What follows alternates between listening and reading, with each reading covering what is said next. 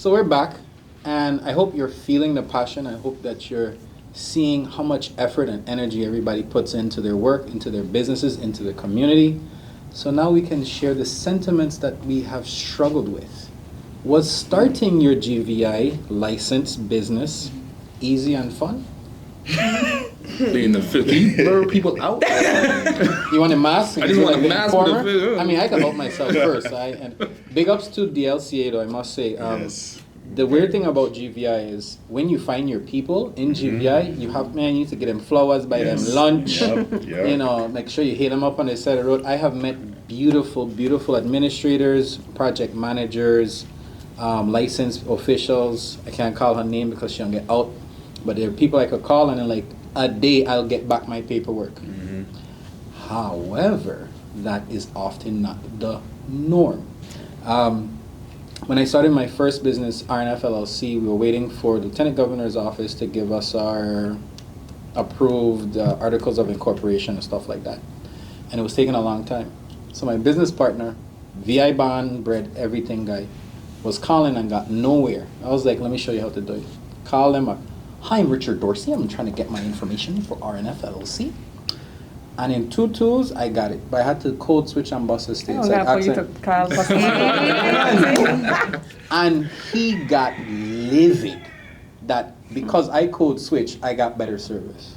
Now, I got a bag of GVI weird stories, but was there any struggle in getting your business established, certified, moving into the operational phase that you felt like it shouldn't have been that difficult? Unlike Richard, I have no complaints. Where's the camera? It's been great. It was the name, the trying to establish name. We're called Boomerang Eats, not because I wanted to be this Boomerang Eats. That came out. We were just trying to be Boomerang, and so we went back and forth with the Lieutenant Governor's office. They said, well, you can't because it's Boomerang. So that's not how state law works. And so we went back and forth. Our lawyers got involved, and I was in Saudi Arabia at the time. So we're forming this. I'm away.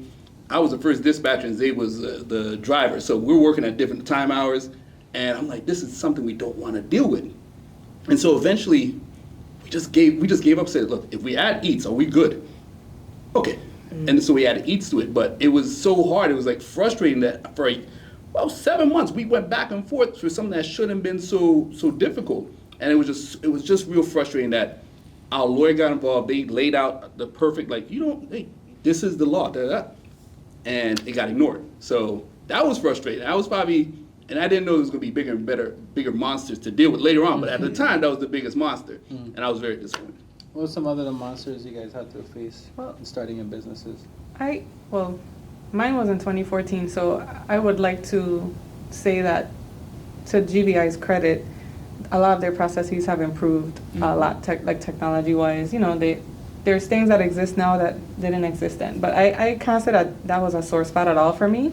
But what I have done is I'm trying to give a positive experience on the same topic, right? Yeah. So I am the person that young, budding entrepreneurs or mid-age, anybody would come to help them through that process. Because they know that I've done the process. I'm like, okay, send me this and log in and create your password. Let's meet here. Let me help. And I feel like them is my children, because 2 years into the business when, they're hustling, I'm like, okay, that very first step, and I'm mentioning it because I feel like not everybody likes paperwork and not everybody wants to get online and do that process, but it's easier when you have support. So that's really what I was trying to get at.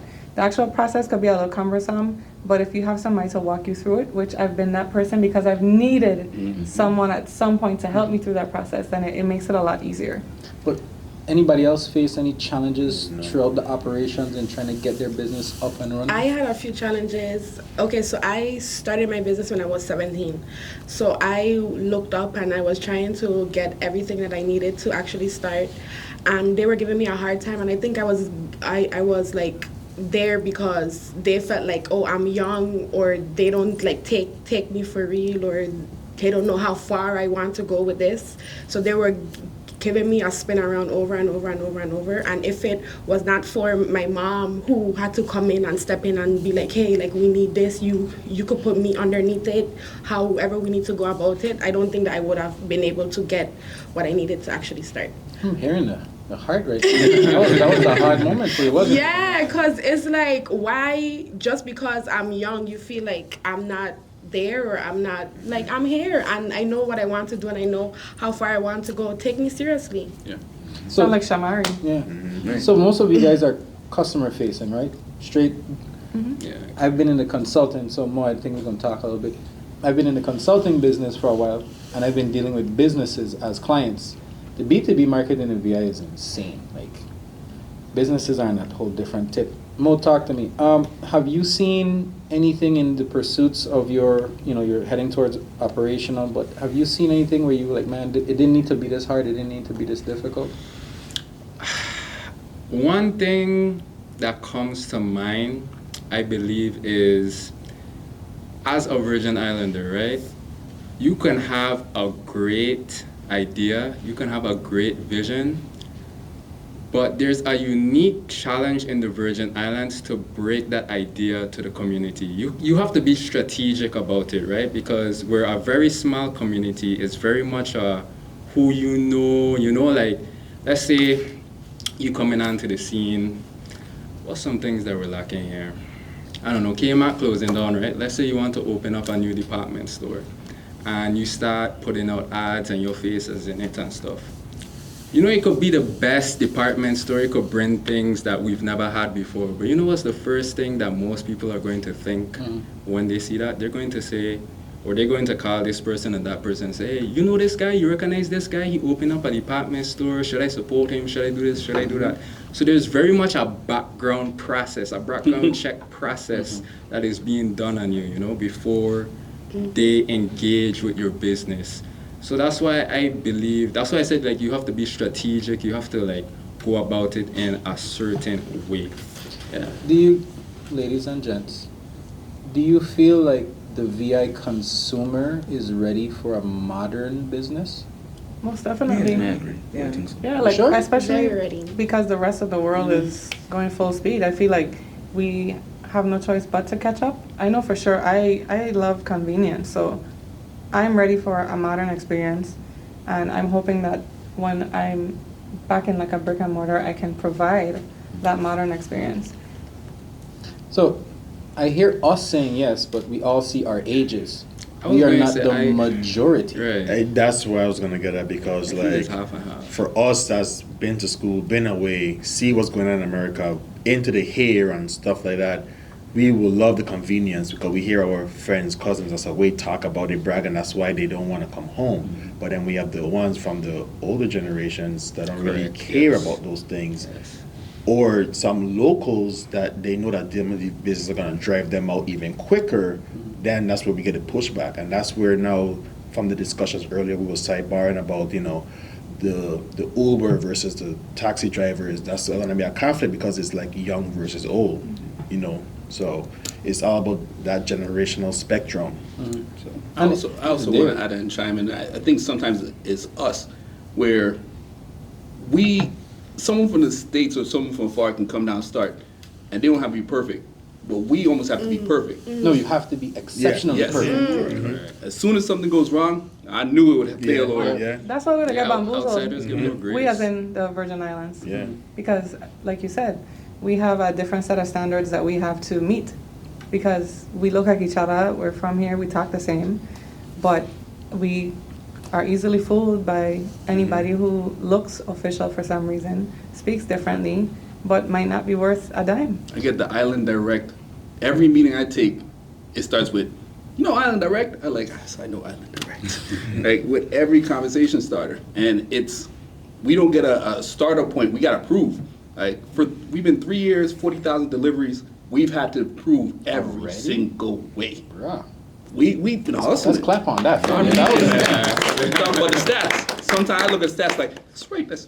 Yeah. So it's definitely like, we don't get the same grace, and you just gotta fight through it, and then, yeah. Yeah, I hear that. interesting back-end stats. So I did marketing for a hot minute. I crossed 2 million views on my ads, all local. And it's crazy because then I still deal with clients who are like, but I want to go on the radio. Why? Like, once again, you get that age difference in terms of what I think people should do and what people think they should do. Can you say that again? I noticed how fast you went through it because we didn't get to go to slow clap. You went through it. I'm just saying. Like, you went Views plus. Yes, what's up, But man? it's weird because, especially for those who went to school or like, I remember Z, you had the Caribbean Review and you said, YouTube was your boss, you learned as much as you can. And I think sometimes when we bring in that new idea of that new way of doing business, you get that rub, you get that friction because I've been doing it this way, it's not broken, why should I change it? And then you also, unfortunately, sometimes you have clients that have that same mentality. I remember when Innovative, like they did something with getting rid of the tellers for a hot minute. And the senior community was like, oh, hell no, bring it back. But it's okay if you have to find that balance. But I find that they're willing to tip it in their favor to the point where we cannot move forward. And I hear you, GVI. No, but it's coming. But I mean, okay, so people in their 90s may not be around in 10 years. So, okay, I worked in public health for almost 8 years. And almost half of that time was as a PR director. So, and even in other roles, I still worked with the community, right? And especially when you're dealing with the underserved segments of our community, you have to please everybody. You have to reach everybody. If we're trying to promote a health message, you want it to get to everyone because you can't forget anybody. So when you said radio and you were like, for what? I'm like, I love radio. But I think it could be because I grew up on the radio, literally, like reading every Saturday on the radio. In my grandfather's car, it was Mario and Us. Well, he used to sell one fill the basket. And for me, I spent a lot of time making sure that the message went on every platform. So I feel like you can take the same message and kind of duplicate it for radio, for social media, for in-person engagement, whether if it's in front of a grocery store or at an event, because it is important in our small community to reach our aging population as well as 14-year-olds. We want to catch them while they're young so that they're ready when they emerge into adulthood, but we don't want to forget the people who still picking up the actual paper. I think it's about turning that content digital. And like, so my grandparents are very techie. So when you were asking about like modern consumers, no, like they're gonna do the curbside pickup. Like they're on social media, they send me posts. They're very active in our WhatsApp group chat. My grandfather's a pastor. He sends, scriptures through an app. So I feel like we should give older people, maybe because I'm getting older as well, we should give them a little credit. They come in? Yeah. I don't agree with you. I feel like there's some older people who feel like their way or the highway. And I feel like those people... They do exist. Those people is what is holding us back.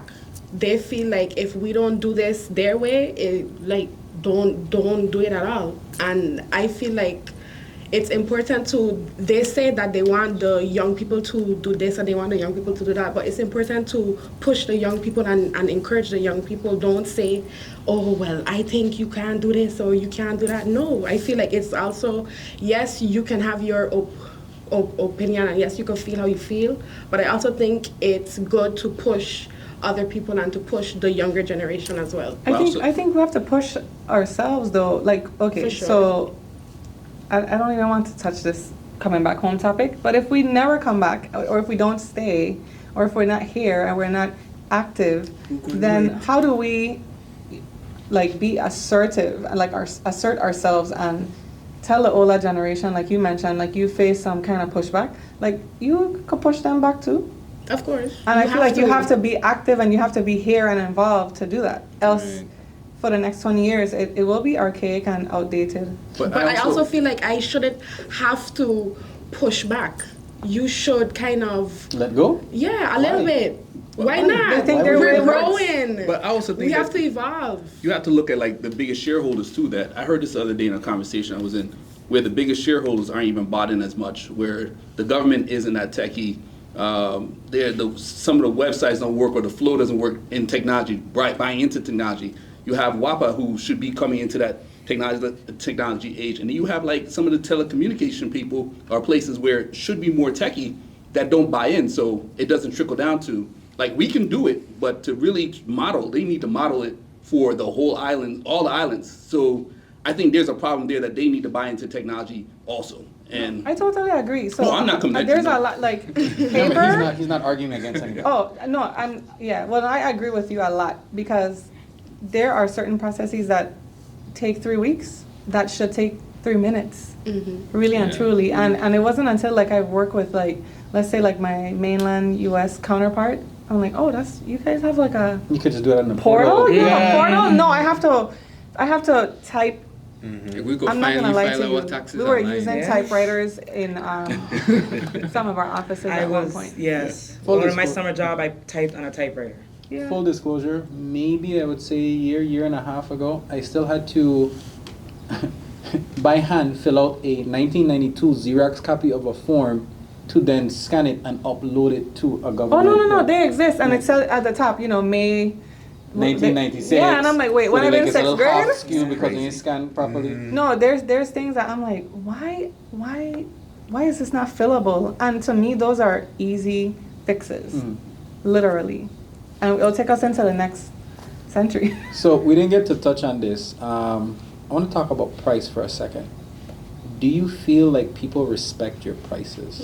I just need them to pay it. Not here. Not here? No. Why? Why don't they That's the respect ones I our don't know. prices? I know Shamari they respect your price because you're troop to be trooping. So, let me start with my customs being underpriced. That's one. Our overhead is crazy. The more people, the more problems, right? The more people, the better you want the experience to be. I think that I don't get pushback on my prices because I've been around long enough and I've delivered well enough for a period of time where people know they're going to pay the money They pay what they pay for. what they pay for. People don't see the challenges on the back end to make sure that we meet that benchmark.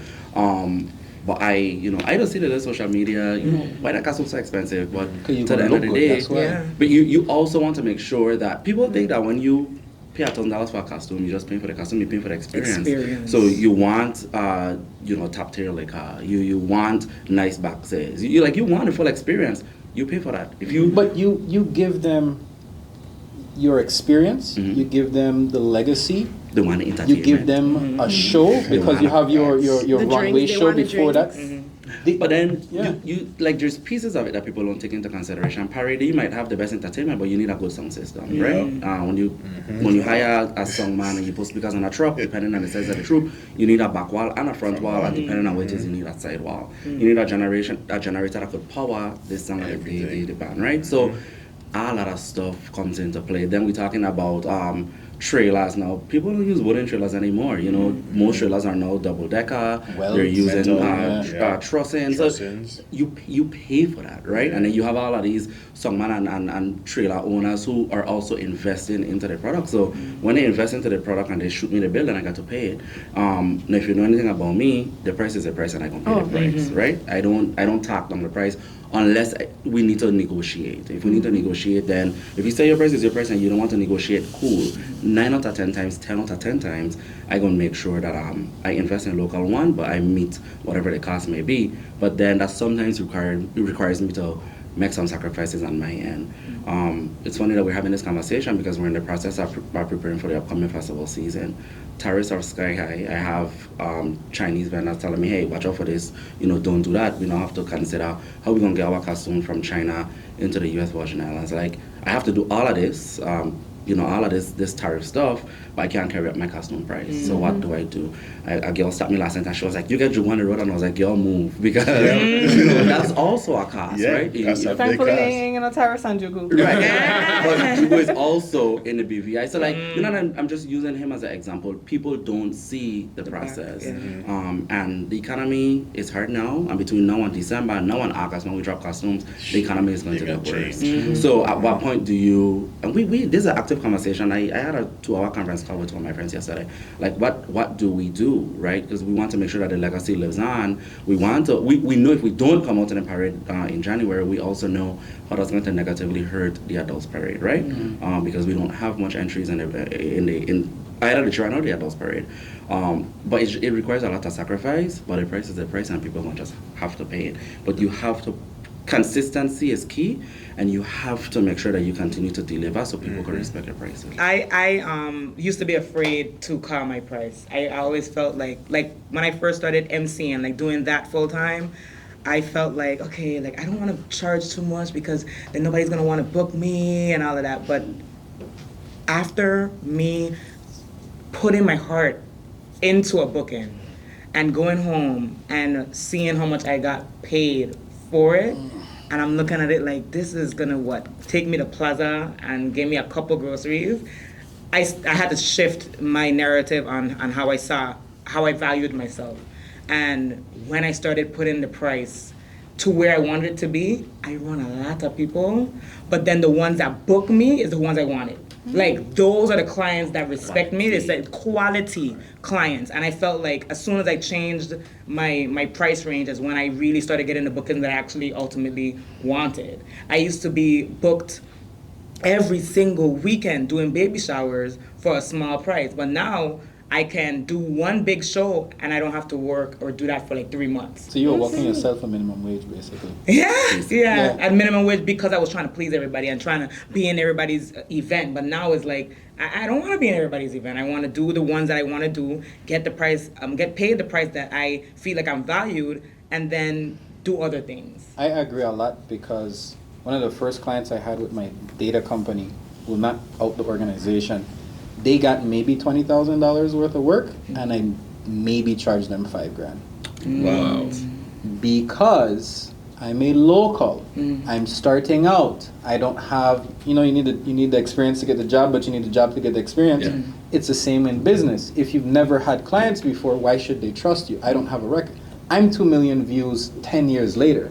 When I did this 10 years ago, nobody knew me. So I basically gave them everything. But what did I say earlier? People come to the airport, go to a baggage claim, grab the bag. We don't know them. We don't know what they're about, and we pay them the $20,000. So I feel like, okay, when I started Savor St. Croix, I was saying we. It was just us. Yeah. It was I say we all the time. Everything. And I made my small, like you said, your little business, I made it bigger than what it was at the time. And I feel like I was always worth it because everything that I do, I set out to do my best. And I'm using quality ingredients if we're talking food. I'm not skipping steps. I peel in potatoes, 40 pounds at a time, not powdered, flakes. So for me, that difference in quality is why my price is my price. And not everybody is my client. Yeah. If I'm working on a renovation project, I am going to buy, great materials. I'm going to hire very skilled workers. So my price is my price. And it's okay if it's not in your budget, because then it's just not for you. And then sometimes to piggyback off of what you were saying, sometimes I feel like it's not just about my price is my price, take it or leave it. I do have a lot of instances where I go and talk for free. I do free events. I give back. And it has to be something that I want to do, not because you force me to do it because you don't want to pay my price. But I think that there's a balance when it comes to running a business where you can charge a price and get paid for that, but you can also do things for free because you want to. Right. And what's interesting is you don't see the costs in the plaza line, but they pay the plaza price. Yep. You can't negotiate with Whopper. So why would you want to negotiate with No one ever But small emails businesses Uber have to Eats, pay okay? Whopper too. Uber Eats doing it. I get info. When you said we, I was like, yes, right. Info of Boomerang Eats comes to me. And my cousin had a spicy email for us one day, and it came to me. I was like, you just could have called me and just told me this. And it's just like no one sees behind the door. When we start something up and we are new, it is not big money that we are starting up with. We are putting the sweat equity into it. And then prices, we go back to prices. I'll tell you, it's triggering. I'll say this from my experience. I'll sum it up. The people who don't pay the least amount, They complain the most. they don't give the most back. Oh my God, I don't want you. And being a business, you have to be mindful of like even saying that. But I'm pretty sure you guys. No, but if I was able to finish your Yeah, that's sentence, how so we I are. think it's a well-known fact. My God. But is it like a 60-40 in the VA? Go ahead, Charles. Well, what I could say is like a contributing factor to why our price is the way it is like we don't get that support locally. Because from a proponent standpoint, these jams we used to be $10, $5 dollar jam because entertainment was a lot more cheaper. Now that their price is their price, now we have to try and match their price because what we're putting in mostly comes from out of pocket. So now we have to find a way where we could break even, because if we don't, we're just losing. And I'm not in it for the money, but I do want to at least build off of it to do something else. Yeah. So when you don't get that support from like the sponsors, from the local businesses, then we have no choice but to make that price so high. Because if I have sponsors that help contribute to these entertainment costs, it's crazy. Because just to do that Juve alone, I had to do so much crossing out, put this person, find this business. If they can't do it, how am I going to cost share for this? How am I going to plan this? What am I going to charge by the door? What am I going to set my ticket prices at? So, And then you still need to make your margins. right, Yeah. you still have to, because then now you look at the workers, the helpers, those, it's crazy. One person for a truck alone was $7,000. 3 years ago when I started, he did 2 trucks for me for $4,000. See? But you have to. The times are changing, and price. it is what it is. And I feel like it's okay for your price to be your price if it's worth it. Because I'm gonna That's pay the next when I thing, want too. something. I'm gonna pay. Yeah. But I expect So to get what I paid for. Yeah, and what I say is, I almost feel like I'm talking to you, like you're a younger version with better hair and more fit version of me right now, going to that grocery space. And the hardest thing is collaboration. We have like chats, like a lot of us who do these tech collaborations, we have chats where with the drivers and whatnot. And one of the things that you're preaching there is the fact that for pricing, the drivers have to get paid because they're driving their own vehicles. That then you got to take You care have of the to vehicles factor on these roads. maintenance. Oh, these are the Ike Turners of roads right here. Then you have to know that you got to preach to them that, like you said, you pay for good quality. Like even if the price is high, the service has to be exceptional. And when exceptional falls short, that's when you have to look to your customer. And even if they don't know they need it, look, here's a refund for this part. This is a refund for this, because you never want to leave them if you don't appreciate them. Yeah. Well, I've given up plenty of refunds because they're like, oh no, it's okay. The standard wasn't met. The standard is this. You hold yourself to a standard where, I don't care, growing up here, customer service is not always a standard here. You got to go above that and say, I'm setting a new standard for where I'm at home. So- So you got to set that standard. So I'm going to touch on a nerve. It's loyalty over customer service in the Virgin Islands. Say it again. It's loyalty over customer service. Because there are, I don't agree 100%. and I'll give you my You know me, examples. I'll stop with your business. There are businesses in the territory that I don't know why they're still open. I don't know how they're still open. No competition. It's not just the monopolies. It's the fact that if I know you, Shamari, me and you went to school together. I want to patronize your business. You might have a rude teller. Your food might be weird. I'm gonna still patronize your business. You know why? 'Cause that's my boy. That is honorable to an extent. You see Maybe what I'm the saying? first time. There is a complete opposite side of that. Flip that. I went to school with you. You're providing good customer service, excellent experience, but it's you. So me. So I is won't you. to, yeah. And I'm now like I'm now realizing that like that's the case for me. And I don't know if this is probably shifting the conversation a little bit. What happens here is you don't reach here, and you could really be here, right? But because you're here, people only want to see you go higher than that. And it's unfortunate because you have people like me who I've taken losses from festival. I don't walk around. People don't know what sacrifices I don't make, but they see the product on the road, and success for people is he had 500 people, he had 1,000 people, it went off without a hitch. But they don't see the back end of it. They don't know if you're in the red. You get Correct. Yeah. But because it's Shamari, Yeah, right? yeah. You know, that that's enough for people. But- But there's a negative to it. I'm gonna argue that a little bit more. Yes, and in addition to, my wife is probably gonna laugh after me. That's how you end arguments. Yeah. Yes, you're right. And in addition to you being right, the reason I say that is because I've been in the B2B space. So I've lost revenue because people went with others who had terrible quality, but because they were their boys, or that's their partner, or that's the person that they worked with before, they continue to service them, they continue to provide that revenue to them.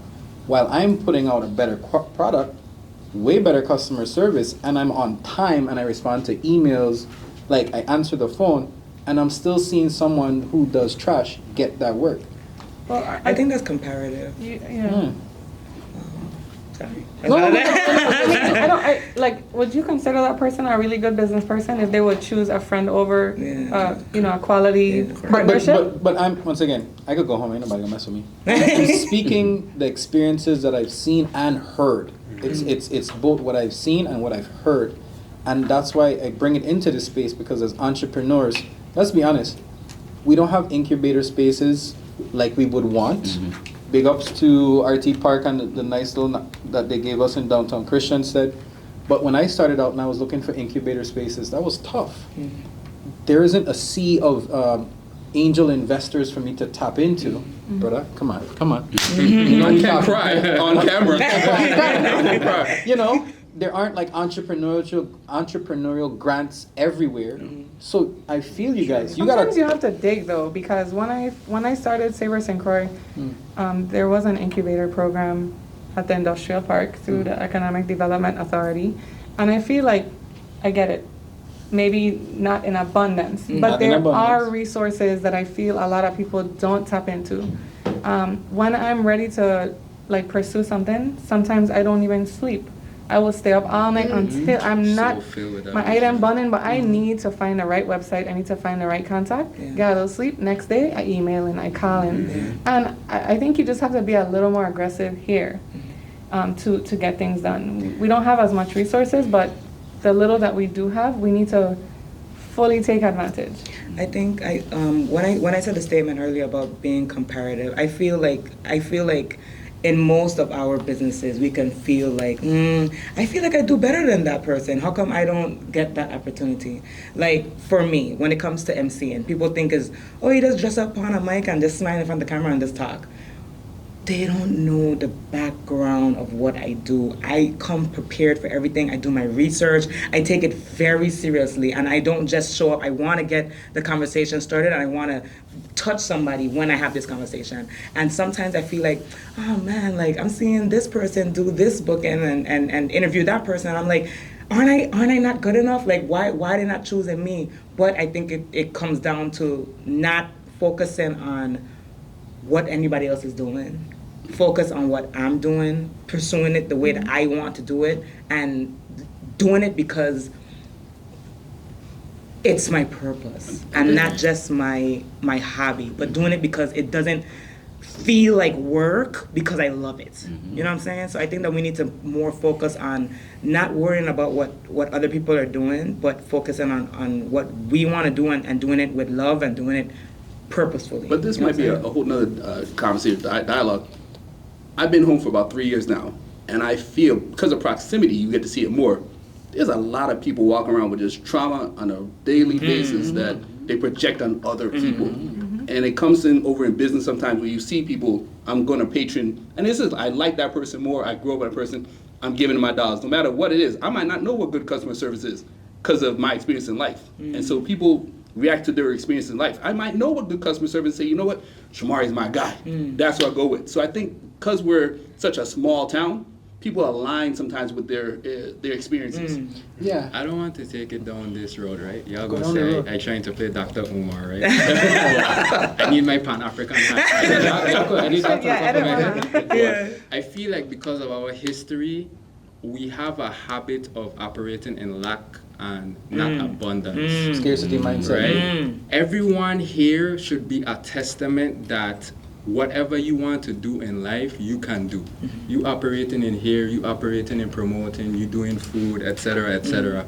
We should all be testaments that, this is possible. I think we look at success, like for example, you're in the delivery business, right? Someone may look at you and they may think, damn, like there's like he's taking up space. There's no opportunity.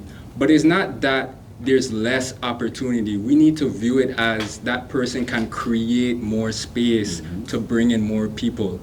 You know, that lack and that crab in a barrel mentality really holds us back as a people. And I think we need to overcome that. So, yes, and in addition to... Yes, in addition to... I catch you, Shamari. I think we're seeing the opposite sides of the same problem.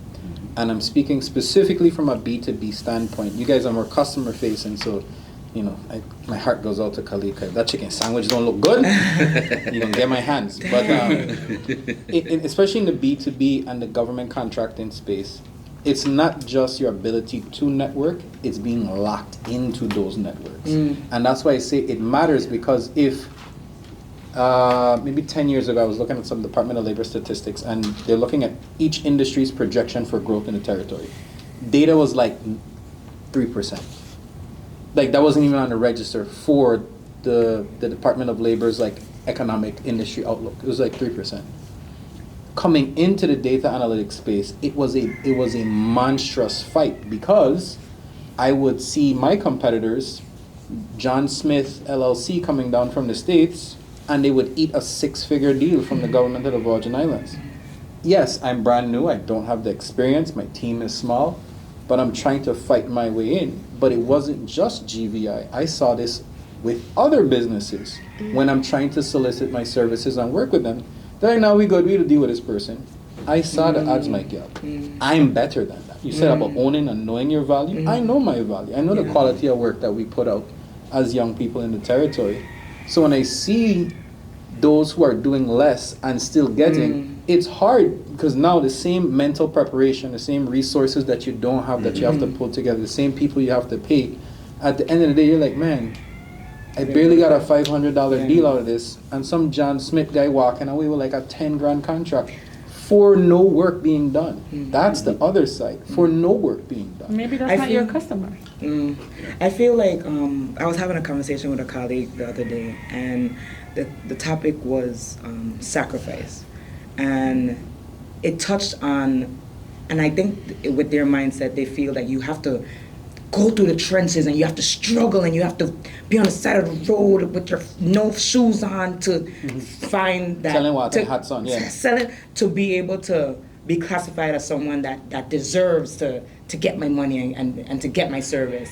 And I don't like that rhetoric. I feel like when it comes to sacrifice, we have to see what the bigger picture is. Like what am I gaining from sacrificing? And I feel that in business, people feel like, okay, we're the younger generation, or the young adults that's coming through, that we have it too easy. I'm not gonna give it to you. You have it too easy. I'm gonna give it to Johnny that struggled with me in the back. And it's like, I shouldn't have to struggle to reap benefits. I shouldn't have to sacrifice. I understand that there's certain sacrifices, because I am sure we all sacrifice things every day in our business. But because we reap a reward after it. But if I'm just sacrificing just to make you happy, or if I'm just sacrificing just to say I'm living in St. Croix or wherever, I don't think that's enough. You know what I'm saying? I also think that if you didn't bring us together, I wouldn't have met. Yeah. I've seen people here and there, and like I know you because we had interaction, and your name was, lived on like Shamari in my life. Yeah. But bringing us together, I think we need to do a better job as a community in general of, like, I would love to sit down and pick your brain, because you're saying, oh, I've done this, that, and that. Oh, can I just pick your brain? Not even just to say where those pathways are, like that teach a man how to fish. And if you get the work regimen, just like, I'm like, okay, I could hear something new. And I just think sometimes it takes something extraordinary to bring us together versus having those communities and pockets that are more than just the chambers of commerce. Like something like just pockets where we get together and we share ideas and we get to grow. All right. So I will say this, and it's a touch on what you said, because there are watering holes of resources in the territory, but I don't look at the territory as my model. I look at other places. I look at Singapore, Taiwan, I look at Hong Kong, I look at other island or island-like nations. Granted, they might have a couple other 100 years of collective history and development. but it's a mentality thing. And so that's what I'm talking about without putting my butt hurt sleeves on. Like, it should not be a pulling of the teeth to start a new industry, to start a new business, because at the end of the day, it's taxable revenue. Hi, we're gonna pay your taxes for the next 30 to 40 years. We're gonna feed into the community. We're the ones that's gonna make sure that taxable revenue keeps going. So if you're not constantly, it's like not having pre-K. It's like not having kindergarten, and then say, I need you to pass a GED. Businesses, especially the younger ones, the young entrepreneurs, we need all of the support necessary. Because if we're successful and we choose to stay, the VI works. In the tech industry in Puerto Rico, they did this whole thing where they pumped all their tech industries with money. And they kept on funneling money until they grew and they were mature enough to stand on their own. Look, we talk about the money that comes in and money that disappears and stuff. If we could just invest it in our kids that are in Complex and in Woodson and all over, and invested it in entrepreneurs, guess what? We'd be in a further along place. That's what I want to see as far as invest in us, and we will produce. Not invest in someone from the States that will take your money anyway and go somewhere else. And that's why I wanted to play devil's advocate when you were talking about modernization. Because I don't know if it's, to me, St. Thomas is more fast-paced, right? So I don't know if this really occurs here, but I feel like in St. Croix, because we're more slower, we're more cultural, we're more relaxed, we have a greater resistance to change, right? Like I was saying before, you could have a great idea, but it's hard to break that out and make it a reality. And I think, you know, there's conversations to be had about it, right? Because I know a big thing that comes out a lot when we talk about change is like our culture. And how do we move towards the future and evolve, but also preserve our culture at the same time, right? Like, I feel like if we had more of a collective benefit mentality, it would be easier to navigate those situations. But I feel like we're held back from evolving a lot of times because we're worrying about the benefit of a very small group as opposed to the greater collective. I think we could end right there. Been Richard Dorsey for Dialogue 340 with an amazing cadre of individuals. If in any way, shape, or possible you could patronize their services, please do. The next time you make it tap. Coconut tart. Guava. No, not guava. Guava. Berry. Okay, I could give you. Pina Guava colada. berry. It's the hidden king. It's the rightful emperor. guava Pina berry colada is the only one that needs I've to be accepted around. other than that. Huh? Guava berry so wrong. I know that's We can end it there. That's a different topic.